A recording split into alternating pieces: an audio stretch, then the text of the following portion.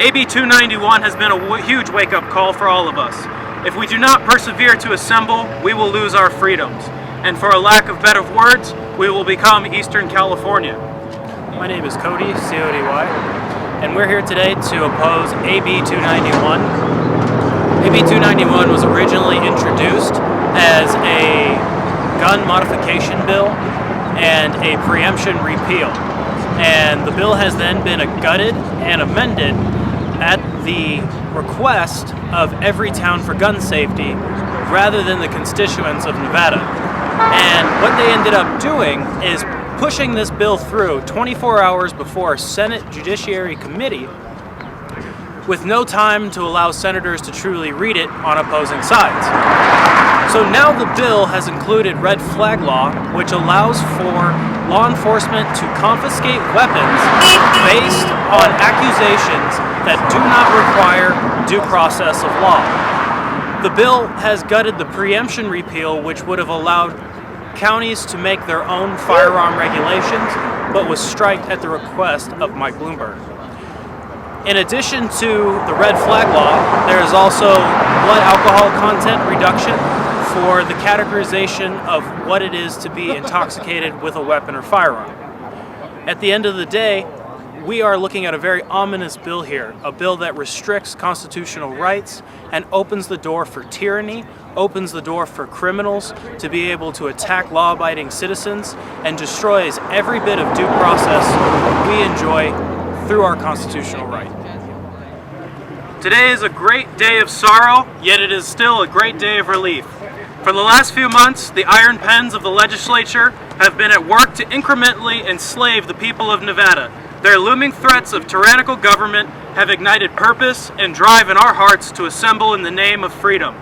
No longer shall we stand idly as politicians such as Sandra Haudegui step on the backs of victims and use tragedy to wield the power of government over us. Should you give an inch for safety, you will lose a mile in liberty. It is time for us to assemble, coordinate, and work together as brothers and sisters of Nevada to promote what we stand for. It is time to become truly interested in what comes across every legislative session.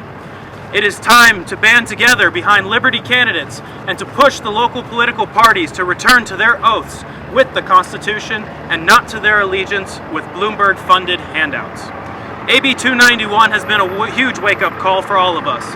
If we do not persevere to assemble, we will lose our freedoms.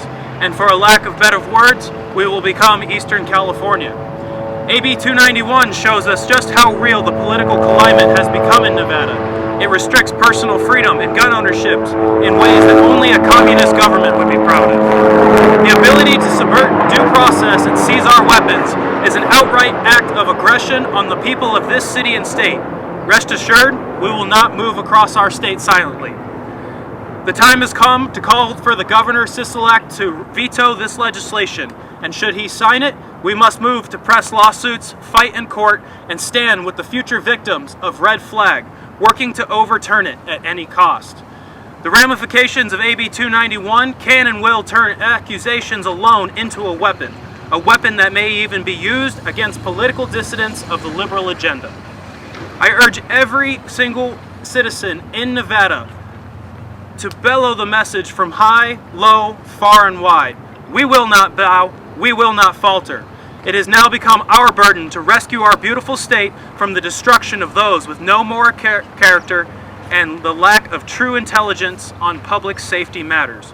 We are tasked with the hard times now so that our future generations and children shall not live in the shadow of tyranny and oppression. We are Nevada, we are Las Vegas, and we are strong. Thank you. The biggest problem with red flag law is that it opens the door for abuse, for criminal abuse and false accusations. For example, somebody knows that you own firearms can go down, make false accusations, and then disarm you to be a disarmed victim to any type of crime that they wish to perpetrate against you. The biggest problem I see is that it's not just gun confiscation. It opens the door for the government to be able to assault and murder people in their own home and take their property. The bill has rendered 3 people dead on the East Coast, including a gentleman who answered the door with a firearm to a loud knock early in the morning, which most reasonable people would, suspecting that it was an intruder and not the police. Before he had the opportunity to put his gun down and comply, the police shot him dead in his own home. We can see that this has happened before in history with the redcoats and the colonists, that gun confiscation does not just mean common sense gun laws, it means a full-out waged war and aggression against the people of Nevada.